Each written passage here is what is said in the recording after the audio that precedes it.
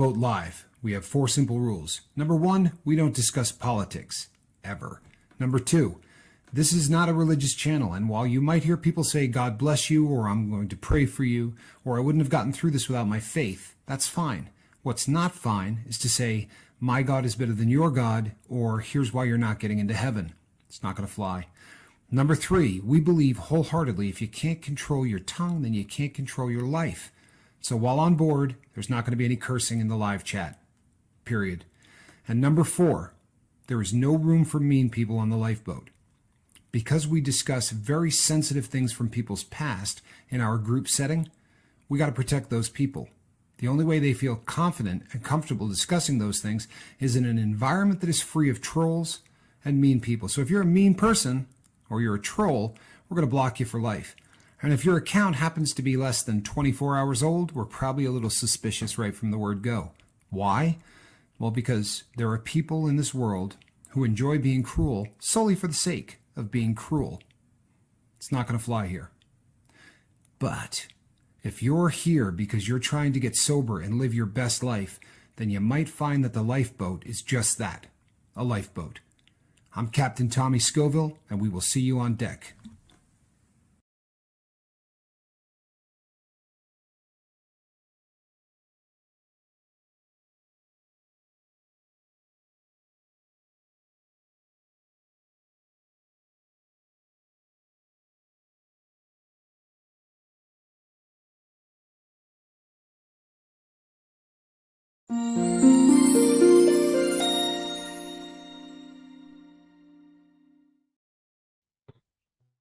Hey, everybody, I'm Captain Tommy Scoville, and you're on the lifeboat.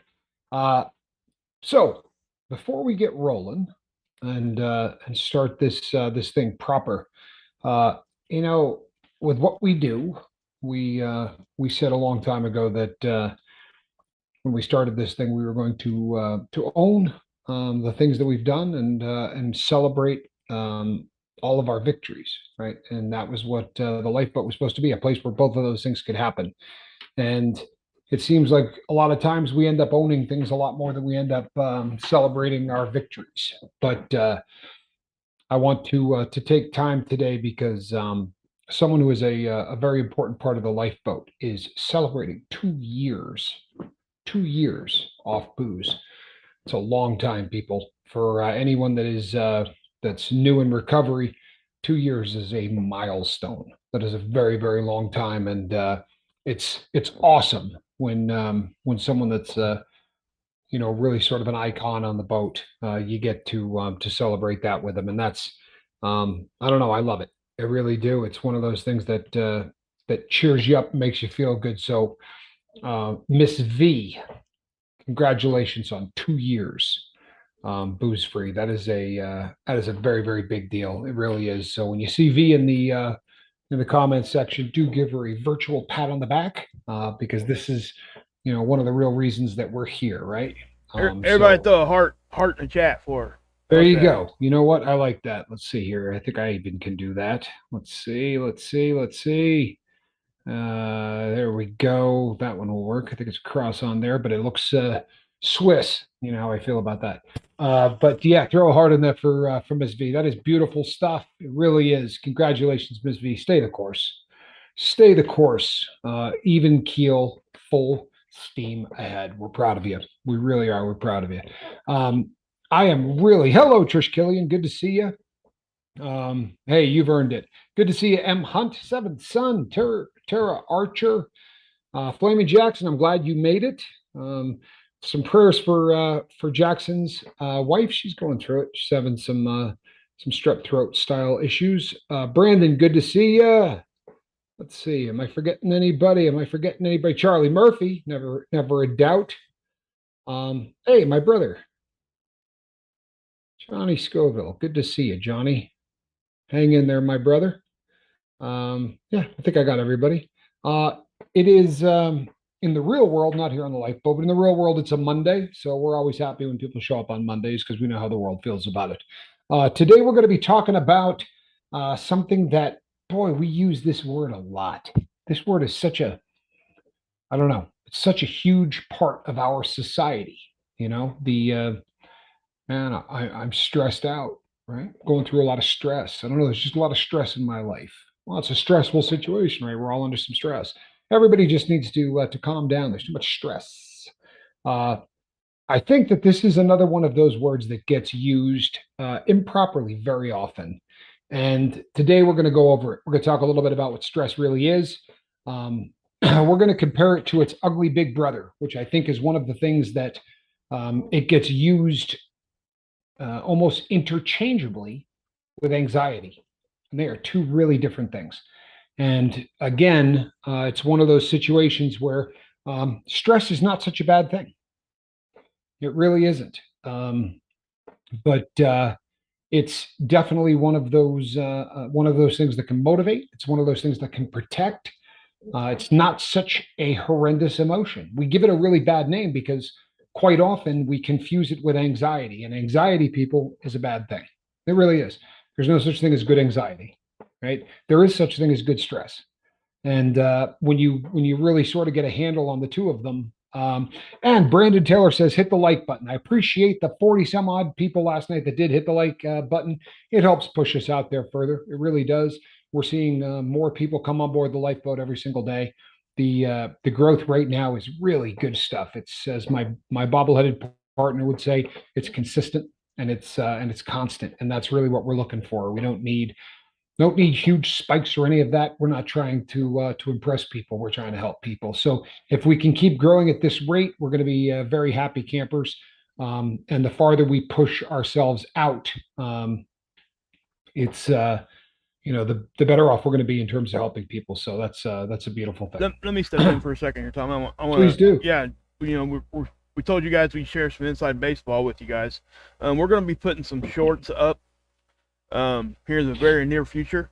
Okay, guys.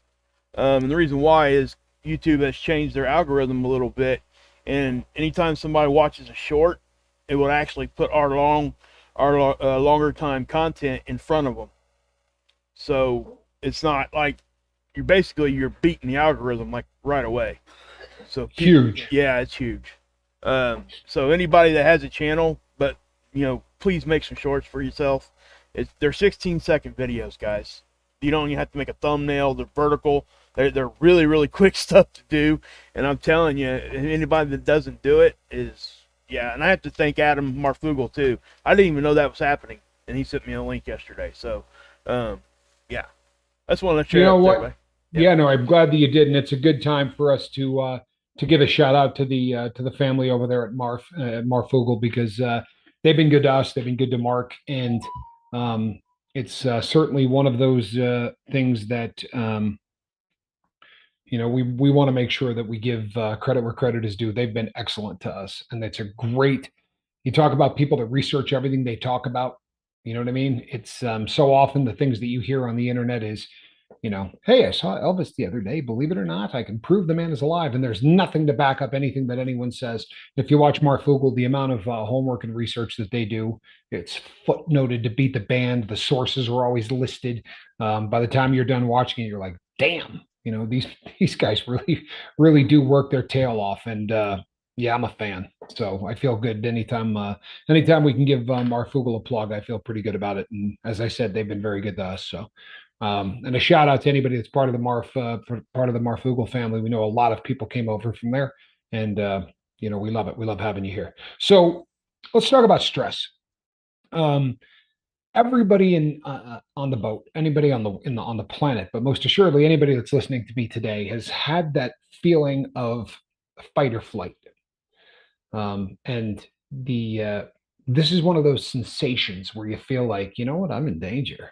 And your back's against the wall, and you're either gonna swing or you're gonna turn around and get out of Dodge. I want you to picture a scene, pick your favorite forest, right? And you're out there and you're just walking and everything is good. And the next thing you know, you see, insert your favorite animal that can eat you here, right? And you get that feeling of just absolute terror, where all of a sudden you can literally feel adrenaline coursing through your body.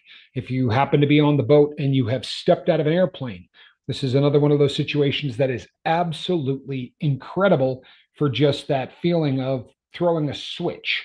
on the old adrenaline sensor in the body. My brother is still here. We have gone skydiving together before, and so it's something that he understands what I'm talking about as well. But all of a sudden, it's your body's way of protecting you, and it is legit, and it is awesome, and it is supposed to happen. And you know what? Thank God it does, right? Because if you have to get out of Dodge, it's really nice to have a little bit of extra kick. And that is exactly what happens when stress at that level starts to kick in. Now back it off a notch. And it is the exact same thing in the real world at a much lower level. Let's say you've got a big project that you got to get done at work and you feel stressed out about it and you think, boy, you know what? I got to get this done. And, all of a sudden you find yourself with a different level of focus. See, stress often brings on a desire to get something done. And it also brings on a focus. And this is not something that is unhealthy. Unfortunately, we use the term to mean something else. So when someone says stress, boy, I'm stressed out, it brings up visions of something that is completely different. Technically, stress is the state of emotional strain or tension brought on by a tough or adverse circumstance that is coming up. I can't take my dog to the pound because the ducks keep attacking him. That's what I get for buying a purebred dog. But you know something, this season, thank you, Seventh. I appreciate you. This year, I mean, this second season, Seventh has come back with a completely different approach, and it's you know what, I like it. I like the fact that there's some comic relief here on a regular basis. Anita's comment there. Yes, I'm 5.5 years clean. Lost my fiance 2 months ago after 5 weeks in ICU and a failed heart transplant at Cleveland Clinic. Now I have to move out of home. I am struggling. And you know what? That can bring on stress. That can bring on amazing amounts of it. First of all, I am so sorry for your loss. Congratulations on more than 5 years of sobriety. That is so impressive. And I am so sorry that you lost your fiance and the things that are attached to this. Obviously this brings on a tremendous amount of stress. Perfect definition, right? The state of emotional strain or tension brought on by tough or adverse circumstances and your reaction to them. What you do with stressful situations, and we'll talk about this a little later, what you do with stressful situations can be healthy. The fact that those emotions are brought on are normal. You understand? The difference between stress and anxiety is that stress is normal. Plain and simple. Stress is normal. Anxiety isn't. And unfortunately, 1 in 14 people suffer from some kind of an anxiety disorder. And anxiety disorders are really, really tough on the human body in so many ways. And with 1 out of 14 people suffering from an anxiety disorder, it is over $42 billion annually that is spent on that. That does not take into account the number of people who pay in other ways for their anxiety disorder. One of the things that happens with anxiety is a great number of people go to self-medication, right? They start feeling a whole lot of stress and they drink, or they start feeling a whole lot of stress and they eat, or insert your favorite addiction, right? They start to cope with what they're doing by using the habits that all of us seem to be, unable to control regularly. So the anxiety is a feeling of worry or unease because of an upcoming event that we are unsure of the outcome of, but it is more of a irrational fear. And here's what I mean. You could take both situations, right? You got something going on at work, right? And it makes you buckle down and it makes you handle it. That is stress. If it becomes anxiety, you get a domino effect. Whenever anxiety starts to kick in, you take things to their ultimate conclusion, but they're not realistic ultimate conclusion, right? I have recently purchased a lot of money for the business. I spent it on watches. The watches have not arrived. And that's stressful because I can't make the money back until I get them, right? And that causes some stress, and it makes you think about other ways that you can make things fly at work, and it gets you to make sure you're calling these people and saying, "Hey, where the hell are my watches?" and things of that nature. When that starts to shift into anxiety, you start doing stuff like, "Man, if those watches don't get here, we're going to go out of business." You realize the amount of money that we got in there? They're going to start foreclosing. They're going to start asking for the money back on loans that we've got. And I'm going to go out of business. And if I go out of business, I'm going to have to get a job and I'm going to start stressing out. And the next thing you know, I'm shooting dope, right? And all of these things start happening in your head and you start to think these processes and they're not rational. They're not rational. If it takes 7 more days, if it takes 7 more days for these to get here, I'm not going to go out of business. It's just going to slow me up. But you see, that's rational thought. And in anxiety, we lose the ability for rational thought, right? We start getting this domino effect that can absolutely tear you apart. So, as opposed to stress, which doesn't domino, anxiety does in a very big way. And one of the things that we really need to work on is the ability to decipher between stress and anxiety. Stress is going to cause you maybe a little bit of an increased heart rate. It's going to cause you to worry, but those worries won't become irrational. Whereas anxiety is going to start causing things like like self-medicating, like I talked about. It's also going to cause depression.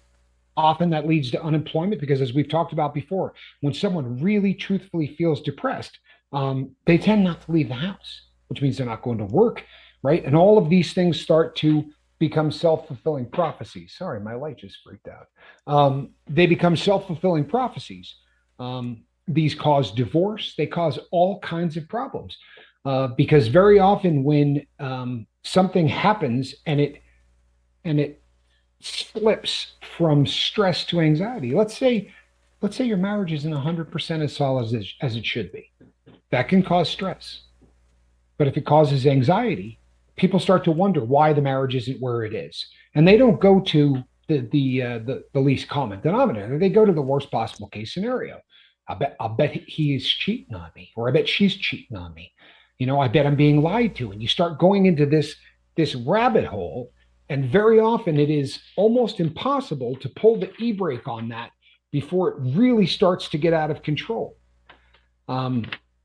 And the inability to decipher or to figure out which is which causes a lot of people to hang out far too long in a situation of anxiety before doing something about it. Like so often here on the lifeboat, anxiety lives in shadows. Anxiety lives in shadows. When you start to feel anxiety, you pull back into yourself. You don't share this with other people. It's the last thing in the world you do. Now, stress, on the other hand, is completely different. How many times do you say to a friend, "Good Lord, man, you have no idea what I got going on at work. They sent 2 people on a job to a different state. Now I'm doing all of this completely alone. And, there's 120 hours worth of work that I got to get done in the next 40 hours. You're quite willing to talk about it because you don't feel as if you're the cause of it. With anxiety, you feel that whatever is going on is something having to do with a defect that has everything to do with who you are.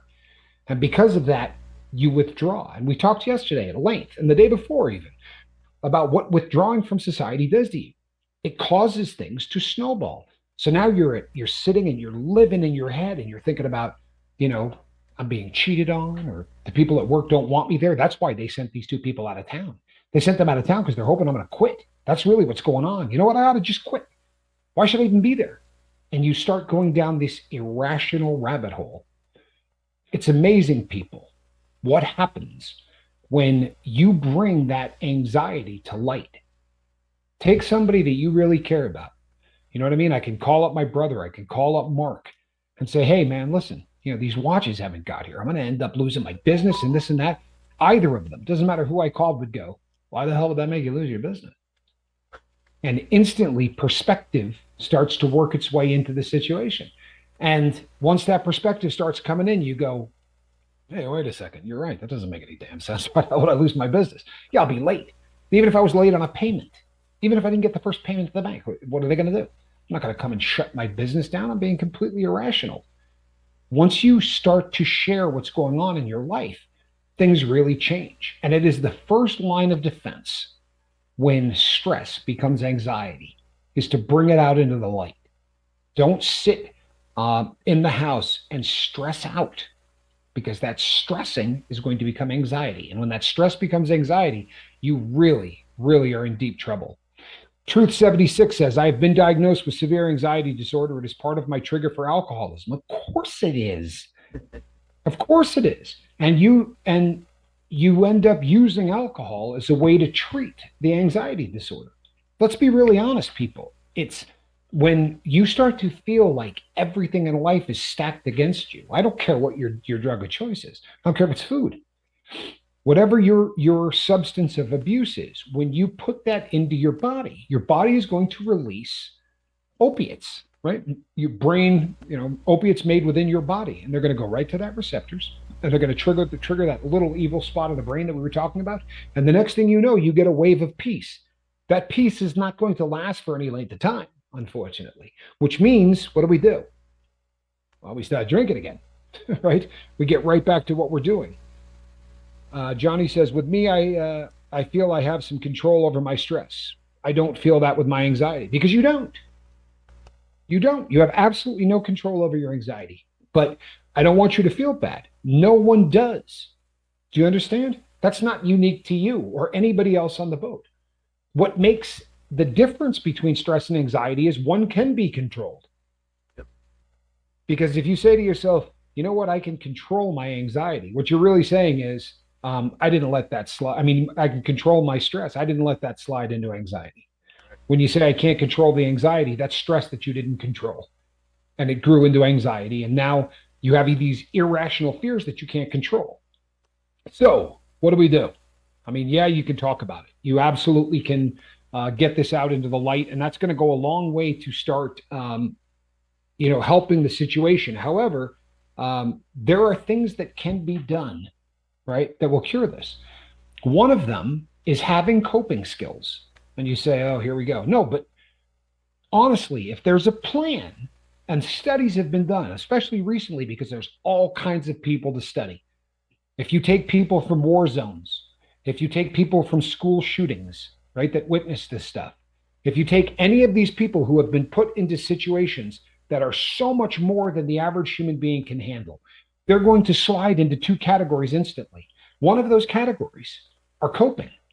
They're not happy, right? It's a tough situation, regardless of whether that you saw a war or you saw a shooting, whatever it is. They're going to struggle with that. But one group is going to get over it or learn to live with it, and they're going to do it on a much faster track than will the other group. What separates one from the other? Well, one has a set of coping skills and one doesn't. And they've literally studied this in so many different places. It's not even unique to our country, right? They take people from, places like Bosnia, or people that had to see this stuff, young ages, middle age, elderly. It always comes back to these coping skills. And some of them we already talked about. The ability to talk to people about what's going on with you. Number one, hands down, number one. Communication. The other option, as we've said so many times on the lifeboat, boy, when you bottle everything up, it just helps, doesn't it? If you just take everything that's going on in your life and you pull it in and you don't tell anyone about it, within a few hours, you should be fine. No doctor has ever said that, because it's never, ever helped. That cracks me up every time you say that. You know what? It almost cracks me up when I say it, but it's the truth. When you put it out into the light has a way of washing it. And that is something that helps absolutely everything.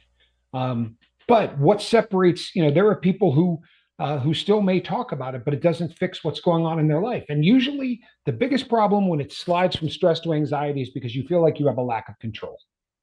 Bottom line, you feel like you have absolutely no control.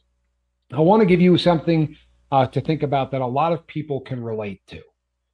You ever say, okay, it's Friday night, I'm going to go out with the wife, or I'm going out with the girlfriend, or whatever the case may be. And so I need to get ready, but I can't for the life of me figure out what to wear. And you got 6 or 7 different outfits that you're trying to figure out. It's like, no, I don't like that one. And now 45 minutes have gone by and you're still trying to figure out exactly what to wear. And then where should I take her? Especially if you just started dating or anything else, that restaurant's good, but she's going to think I'm cheap because everything on that menu is like $7. There's that other restaurant. It's not great, and you're sitting there going through this thing, right? And you find like you can't make a decision. You can't pull the trigger. That's a problem. And it's a problem that plagues people who don't have coping skills. This is actually a problem that causes people to slip from stress to anxiety. Now, all of a sudden, instead of just making the decision and moving on, you sit and you have now shoved this into the land of I can't pull the trigger. And this is going to cause anxiety. And now you're going to start sliding into the next level, which is what? You know what? If she doesn't like this restaurant, she's going to leave me. And if she leaves me, I'm going to be lonely again. And God, I was so lonely before this. She probably thinks I'm a loser already. You know, I was supposed to call her 30 minutes ago. And boom, you're out of control. You know what I'm going to do? I'm going to take 4 or 5 shots. It's going to take the edge off because I feel like I have no control. My heart's racing. You know what? I'm just going to get high because if I don't, she's going to think I'm a loser. And this is what happens, people. This is real. So what do? There was a poet who's pretty cool. His name is G.K. Chesterton. And he has a quote that I absolutely love, right? And it is, if it's worth doing wrong the first time. I'm going to say that again. If it's worth doing wrong the first time. So you go in there and you go, I think I'm going to wear the black shirt with the checkered pants. And yeah, you know what? No, I'm wearing it. Screw it. If I look like a fool, I look like a fool. But I'm pulling the trigger right now because I know what I do. I sit and I obsess over this stuff. And you know what? That restaurant I was talking about, I'm going to the first one. You know, if she doesn't like it, I'm going to find out. She's going to go, don't really dig this kind of food. Well, good. Next time we're going to go someplace different. You know, tell me what you like. Pull the trigger. Indecision takes stress and turns it into anxiety. So you have to give yourself permission to screw up. Yep. We did a show on this the other day, right? There is nothing that you learn from quicker than screwing up. But we're so terrified of screwing up that we won't pull the trigger. We won't make the decision. And in not making the decision, stress becomes anxiety. So you're so much better off to just say, all right, this is what I'm going to do. I'm wearing this outfit. Screw it. I got 9 of them on the bed. I'm going to close my eyes and I'm going to grab one, right? Spin around in circles, right? You know, you're in the looking at 4 different restaurants, man. Tell you what, pick a number from 1 to 4 and roll the dice. Make the mistake or hit it out of the park, but be willing to move.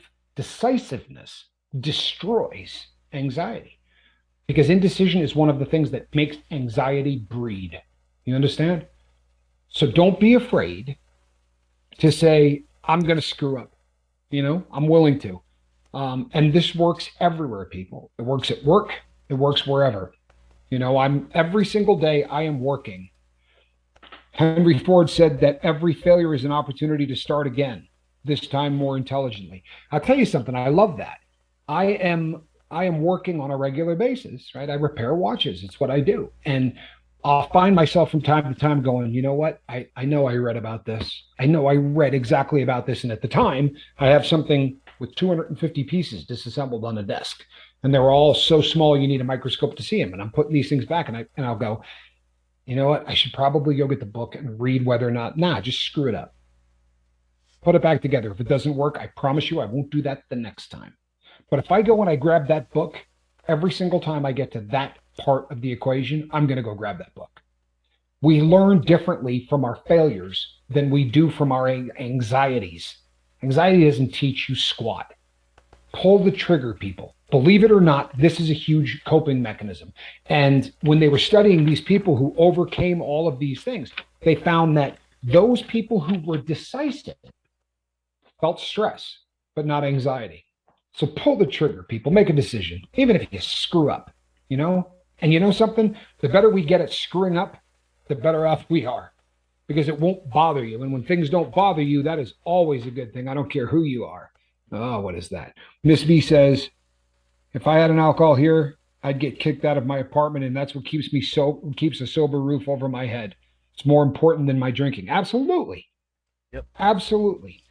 Space Diesel says, go ahead. Sorry. Oh, I was just going to add, you know, I've talked about before how sometimes I wake up and it's almost every day. I wake up with like an instant thought of gloom, doom, or some sort of anxiety that wasn't being, you know, pushed upon me from outside sources. It was just in my brain. So I actually have to implement what you're talking about, Tommy, and just like calm myself down and like, listen, you know, it ain't the end of the world yet, guys. You know, that kind of thing. And but I literally have to do that every day.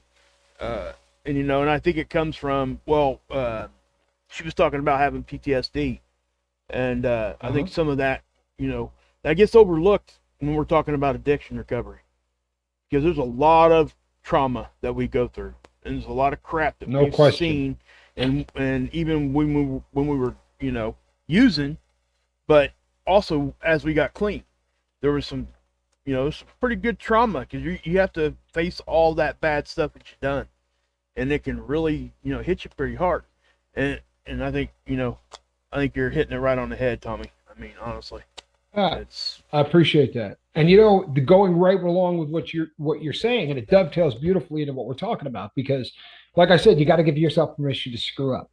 And if you do, what do you do? Well, it's the next coping skill. No joke. This is exactly what they say next. People who forgive themselves, people who have the ability to forgive themselves.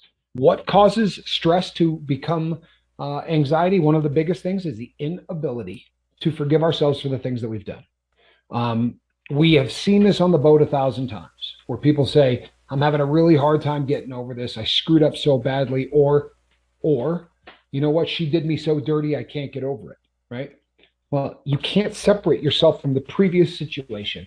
You can't move on. And the inability to move on is going to pop you square into anxiety every single time. Guaranteed.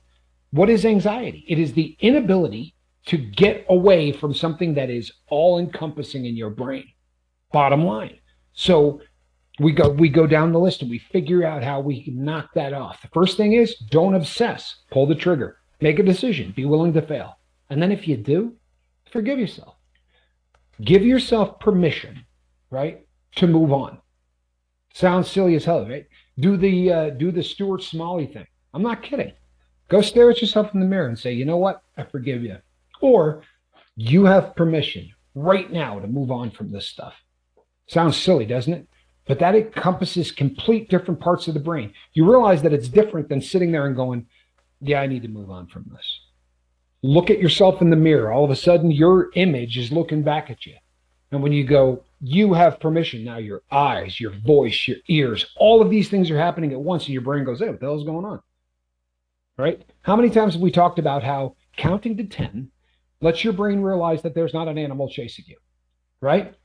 Well, every time we tell our brain, I got to move on with this, it's just an internal monologue. It is a thought that, okay, so I'm going to sit and I'm going to think about this. It's completely different when you're looking at something, you're listening to it, you're talking. All of these things are happening at once. Your brain literally goes, what the hell is going on? Right? This is different. Yeah. Right? I don't know that I've ever seen this before. Maybe we should just move on. Sounds silly. Try it. Try it. I spent months staring at myself in the mirror going, you know what? You're a good person. You're not a dirtbag. You're a good person. We say all the time, and we say it, we do it jokingly. You know what? I mean, I'm trying to move on, but I'm a bit of a loser. I promise you say that, your brain hears it. So does your soul. And people repeat it over and over and over again. I got an email from somebody yesterday, and if I took just that phrase out of the email, it was one of the most beautiful things I've ever read. But in the first 2 sentences, almost everything else in the email gets tainted by, I guess I'm just a loser. Well, if that's what you guess, I promise you that's just what your brain's going to think. It's what your soul is going to think, and it's going to slip you from anything going on in your life into anxiety. If you believe that you're a loser, it's very difficult to move on from anything. But go into the mirror and say, you know what? I give you permission to forgive yourself, and you are a good person. And if you got to do this every single day for 4 months, it beats the hell out of sticking needles in your arm. I promise you. I spent decades doing that. It beats the hell out of sticking needles in your arm. And if I ever give you a piece of advice and you think that sounds silly, my question would be, what have you got to lose? Exactly. Seriously, everything else that you try. I remember talking to Q and going, I'm not doing this stuff. He'd go, oh, yeah, because your willpower kicked the hell out of it, right? Yeah, you've been doing really well with that. Just stick with that. Do that willpower thing. I'm just going to do this. That dude called you on your BS all the time, didn't he? Every 2 seconds. Every 2 seconds. There was never anything that he just let slide. And in the very beginning, I resented the hell out of him, but a funny thing starts happening when you do this stuff. It's called results. And as these results start to happen, it's like anything else in life, right? The first time you realize you can do something, you puff up, your shoulders roll back, right? You breathe deeper, and all of the things that you react to when life changes, the act of it changing causes 7 more changes, right? I stand up taller, I breathe deeper, right? I'm excited, and it's not anxiety excited. Now you're breathing deep, not because, oh man, things are going, it's because I can't believe this is working, right? Right. And your brain does the same number. Hey, what the hell's going on? This dude's taking over, Yep. right? Apparently, we're not going to be able to just stress him out and get him to do a shot of dope. Maybe I ought to send a little feel good chemical his way. I don't know, right? Yeah. The brain is looking not for you to feed it, it's looking for a reason to send feel good chemicals. Give it one. Forgive yourself for what you do. Pull the trigger, get rid of indecision, and watch what happens, right? These things really do work, people. I promise you they do. Now on to the third one, which I think might be the most important. And if someone had told me that, say, a year and a couple of months ago, I'm not sure that I would have believed it. However, the lifeboat has opened up my eyes to a lot of things. Truthfully, it really has opened up my mind, because prior to the lifeboat, my goal in life was to get sober, right? At any cost. My goal in life was to get sober. And I think one of the big reasons for doing this is I believed it would keep me on point. If I talked about all of the things that Q and I talked about for years, and I did it with other people, it was really going to make me focus on me. And then weird things happened. I got emails from people that said, hey, I haven't gotten high since I started watching your show. Right? That one will rock your world. I promise you, ask my partner. That one will rock your world. 100, man. 100. You get an email that says, I spent the weekend with my daughter, and her mom wouldn't let her visit because I was on drugs. And it's the best weekend I've ever had. That one will rock you. It will rock you. And these emails started coming in, and I came to realize that the third thing on this list for real coping skills is have a purpose in life. And it doesn't have to be, hey, I'm going to see how many people I can get sober, right? It doesn't have to be. That's working real well for me, but that doesn't have to be. And by the way, you can have 7 of them, but you better have one of them, because one of the things that is unique to people on drugs is they have no purpose in life. If you're drinking every day, there is no purpose to your life. If you are getting high every day, there is no purpose to your life. And when you get a purpose in your life, everything begins to change. And that purpose, when it has something to do with serving others, right? Viktor Frankl said, if you know the why, then you can endure anyhow, right? Yep. If you know why you're doing something, then I don't give a crap what gets piled onto you. You'll get through it. You'll get through it. Mark and I have had some rugged times on this boat, and honestly, we're pretty smooth sailing right now. But there was a time where I was getting about 6 death threats a day. And you know something? Those things do. I was never a fear in my life that someone was going to kill me. But you start thinking to yourself, the number of people who hate me for what I'm trying to do is astounding. Yeah. And, if that's something that you really let, get to you, you know why we didn't let it get to us? Because there's a mission here. And the mission is bigger than all of that crap. The mission is bigger than the occasional comment that says, "Good God, you have a huge nose," or or any of the other things that they decide to take a shot at me for. Right? Throw the slings and arrows. I got a mission. I mean, go ahead. Yeah, I talk a lot about learning. I'm really good at learning from other people's mistakes, right?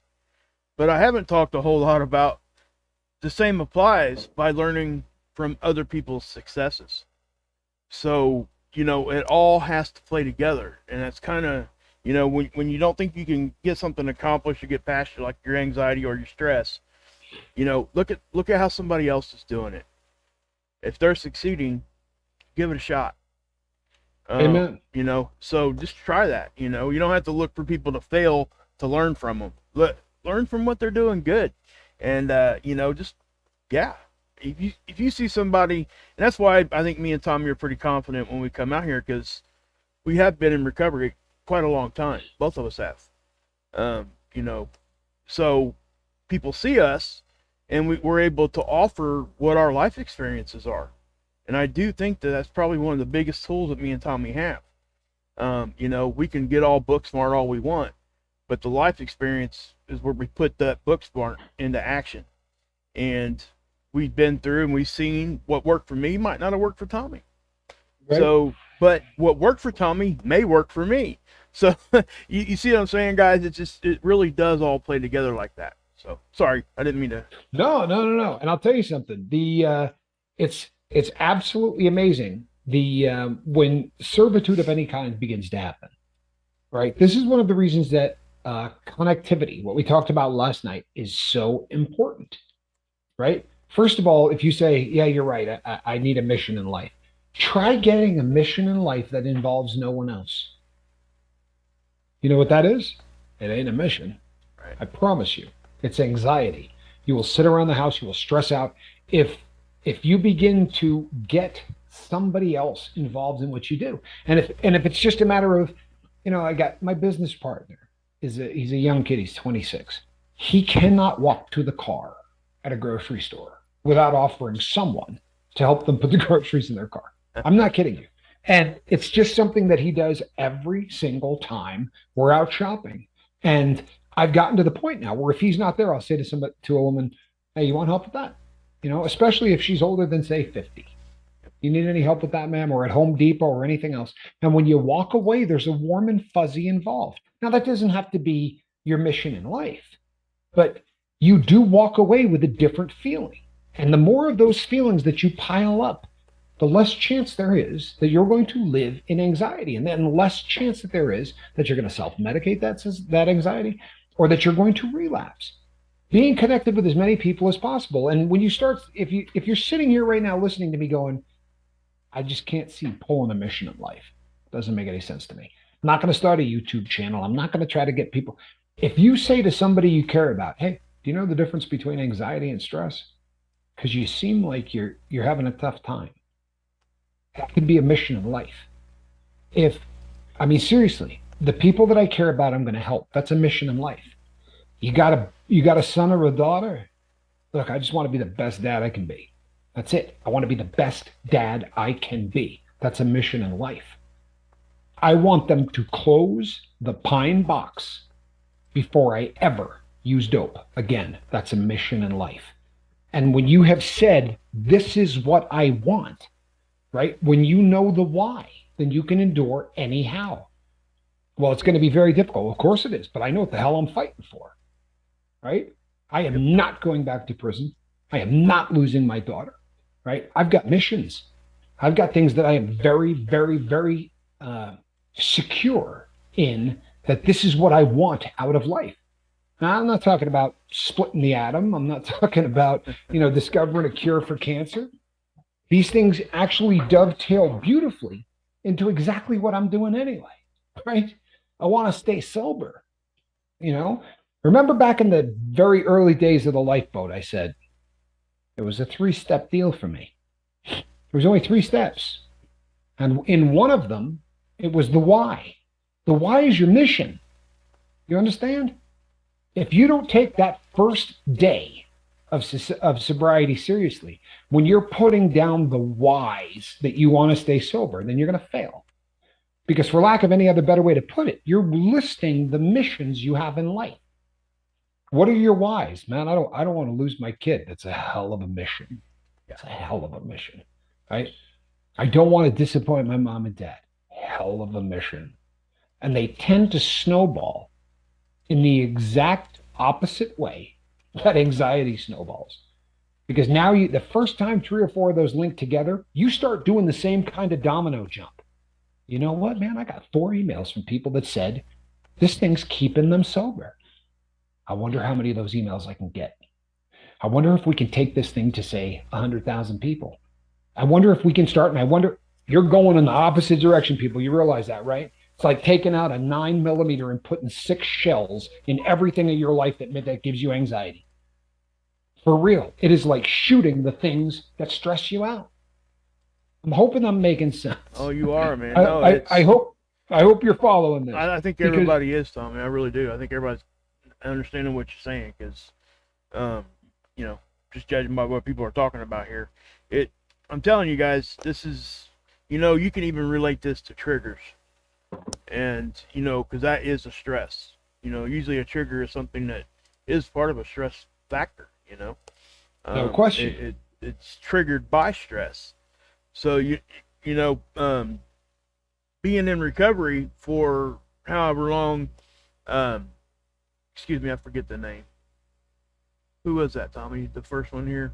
I can't remember her name. Miss V? No, the new woman. Oh, Tara? Nope. Nope. Anyway. I'm on fire. See, I haven't been spending much time in the comments No, it's section, all right. unfortunately. It was Is it Blue? early on, yeah. No, it was somebody that just came here for the first time, I think. Oh, okay. Well, then I probably missed it. Did you? Anita Feathers? Anita, yeah. Anita. There you go. Sorry, Anita. But yeah, to be in recovery for as long as you were, and then go through what you just did a couple months ago, and you're still sober. That's awesome. Oh, yeah. That's huge. Don't discount, and be very proud of that. Even if you're struggling. I mean, you put in the chat that, you know, you were getting some cravings or what have you. You're fighting them off, and it sounds to me like you've got some really good tools in place, and you know, use them. And we're here too, Absolutely. like we told you. You know, we got your back. Come on in here. Go to the Facebook group if you're still here.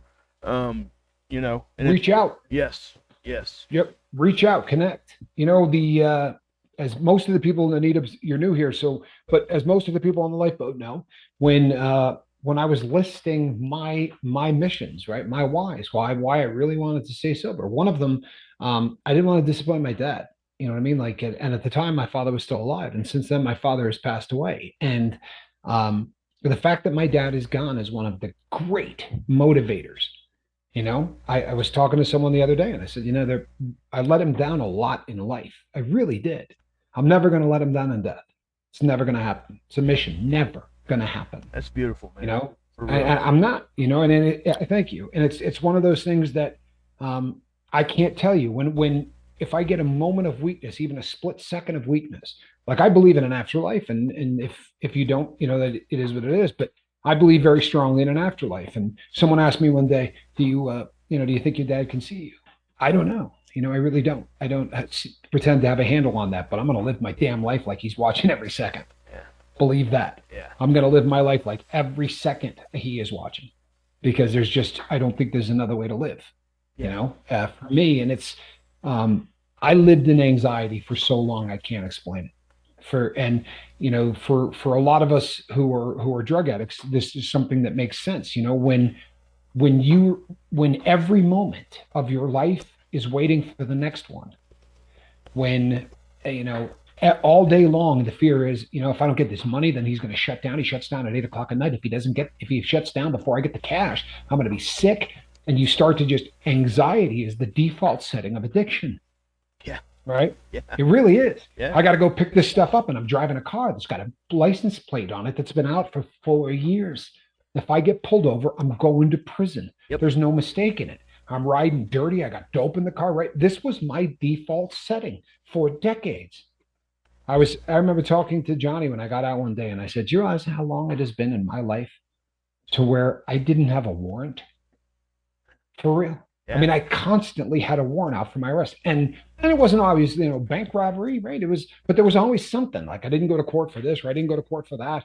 And that was the default setting. There was a warrant out there. I had to lay low at all times, right? That was how I lived. And, you know, as you start to get, you know, moving in the right direction, like we said, things snowball in different directions. I remember holding that license. I think I came in that day and I held it up. I'm like, you know how long it's been since I've had one of these babies? You know what I mean? Like, I think the last one I had was paper. You know, it had been a really long time since I had a legit.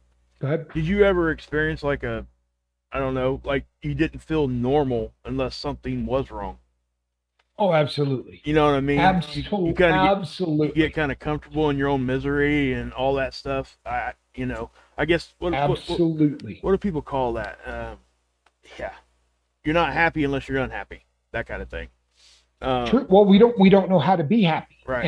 and we find ourselves feeling uncomfortable because what we're used to, believe this or not, people, we don't like change, and we've become so accustomed to living a specific way. When I first started the watch business, I would find myself overextending myself so that I had a crap load of money that I had to come up with at all times, because that was how I lived my life for so long that having 2 grand in the bank just felt so bizarre to me that it was uncomfortable. Yeah.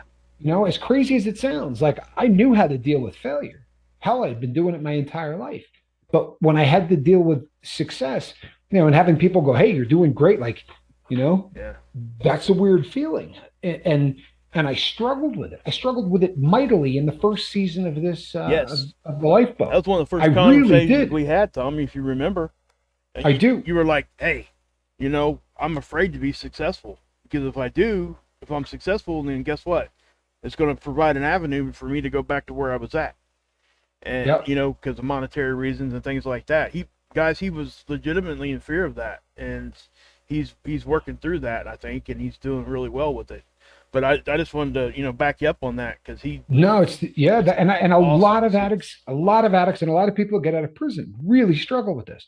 Fear of success is something that can be crippling. It can be paralyzing because we're not used to it. Tommy Bird says, "I got my license back after 8 years and wanted to put them in a gold frame." I get it.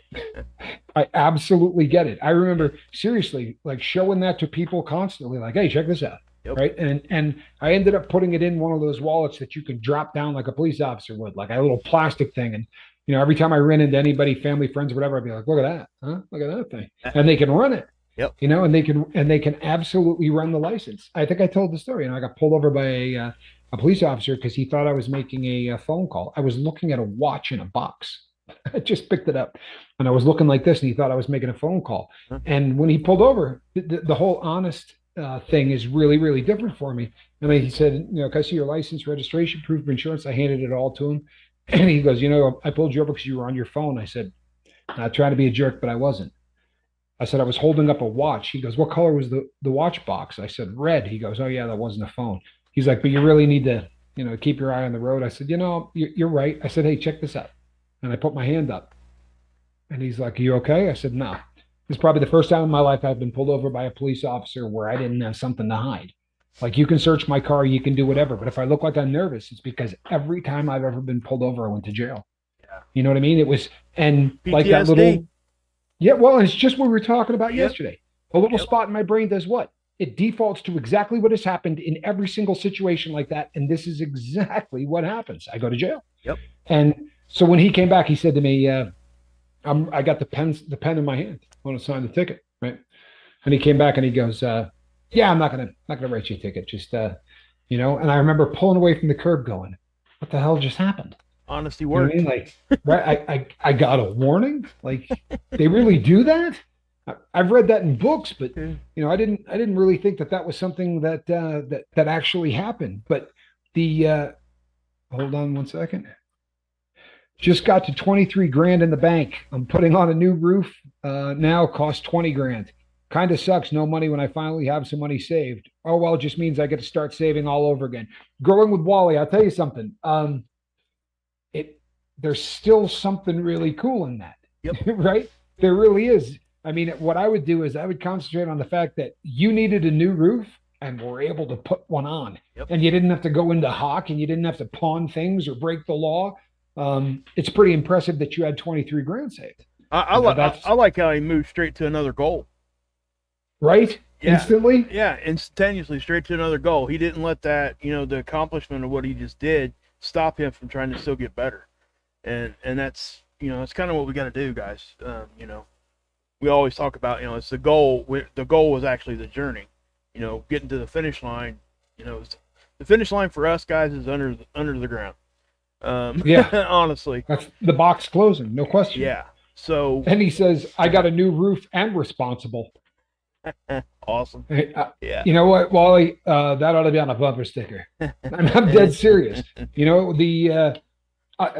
It doesn't matter who, but someone from my past called recently and said, "Man, I'm in trouble." And I was like, oh Lord, here he goes, no, it's not that kind of trouble. But basically the people he worked for didn't pay him when they were supposed to.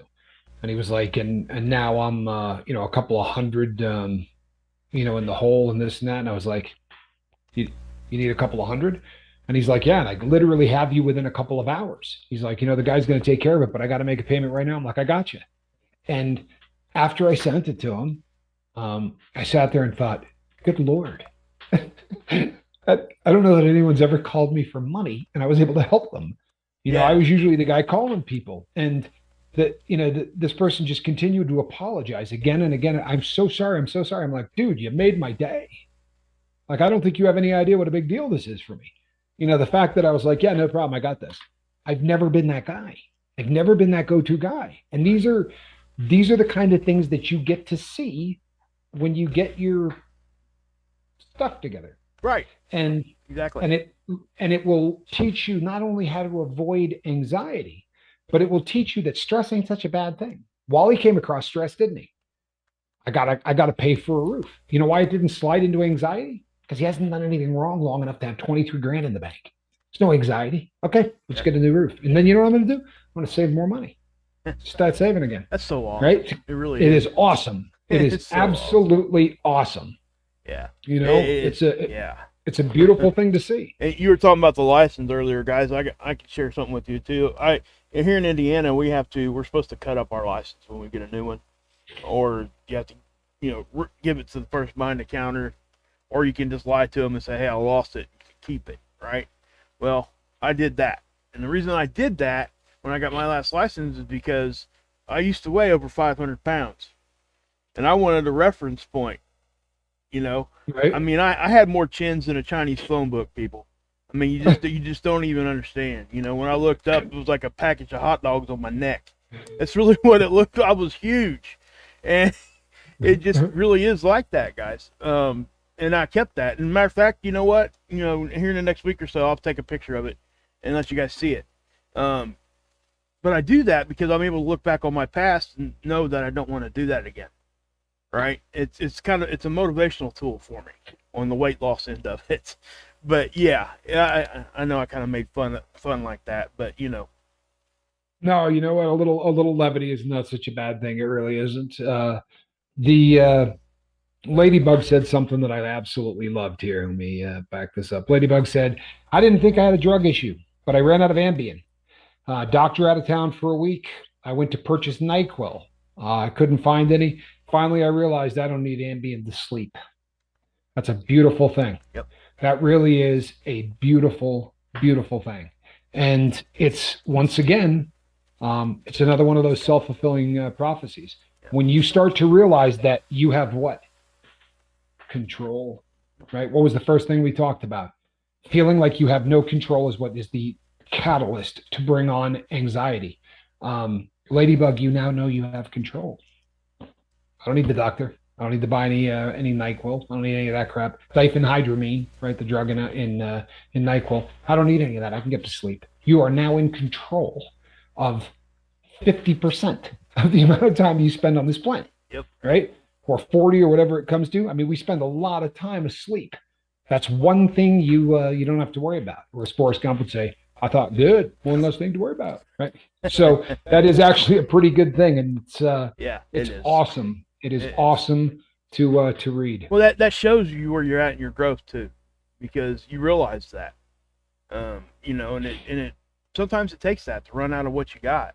Sometimes when the things that you think you're relying on are taken from you, even for a brief amount of time, it forces you to look at other things. And like when Tommy got put in jail, prison. Yep. All his stuff was yanked from him, including the drugs, at least at first. And I know you can get them in there, but I'm sure it took a few days. Yeah, not quite the same way, though. Yeah. I'm sure it took a few days. I mean, I don't know the whole thing there, but it's kind of similar to that. He was forced to find a different way. And thank God he came across Q, and here he is, man. I mean, honestly. Yep. So true story. It's definitely no accidents, right? Tommy Bird says, goals. I must have goals in place. Otherwise, my mind tends to revert back to its goals when in a state of addiction. Just what we were talking about yesterday, right? We have a small spot in our brain that goes to the default setting. What did he do every time this happened? Every time this happened, he did this. I'll just do it for him. And taking control, how do you do that? Well, setting goals is a great way, right? Instead of waiting for that to happen, I'm going to say, well, here's what I'm going to do. Obviously, Wally did that, or he wouldn't have had 23 grand in the bank, right? By the way, people, that's why we save, right? And whether it's the engine that blows, whether it's the roof that leaks, we save money so that when bad things happen, we don't have to stress or turn that stress into anxiety. We can not worry about any of those things. And with that, I believe we hit the top of the hour. Go ahead, Mark. Say one more thing. Yeah. Well, I forgot what I was going to say. Go ahead. I have that effect on people. Oh, I know what I was going to say. Okay. Guys, listen, eventually if we do that enough, guess what? Your default changes to the right thing. Absolutely it does. You Absolutely got to keep doing it. It's like building new memories like we talk about all the time. It's the same kind of thing. You're building a new habit, a new routine, all of that. Yep. Neuroplasticity. Yep. We are going to retrain the brain. And anytime we say something and it sounds like doom and gloom, there's always a silver lining. If there's a part of your brain that's going to take over, well, then kick its ass. Sorry. Reprogram it. Get it to do exactly what you want it to do. Exactly. Right? And then you don't have to worry about the stress and you don't have to worry about the anxiety. We'd like a little stress. If that thing in the wood chases you, you still would like to know you can get out of Dodge. Right? What we don't want is to go home and then go, I wonder if that bear knows where I live. I wonder if that bear got my license plate. Right? That's anxiety. Running away from the bear, that was stress. And that's a good thing. Right? It's not a bad thing. Stress is not an ugly thing. Anxiety is. We will be back tomorrow night. I believe we are doing an interview with Niall. I haven't heard from him, but I do believe we're doing an interview with Niall. Those are always fun shows, people. I'm looking forward to it. If he is not here, we will still have a show. I assure you, I will have one in the chamber, ready to go just in case. Thank you. You guys were great tonight. You really were. When you guys are engaged like this, these shows are fun, are they not? Oh yeah. Yeah, it really is. So thank you so much. We will be here tomorrow night, and yeah. I am Captain Tommy Scoble, and on the other side of the glass, Mark Wages. Guess who's at work? The hardest working cat on YouTube. That's a cat in the basket. Good night, everybody. We love you.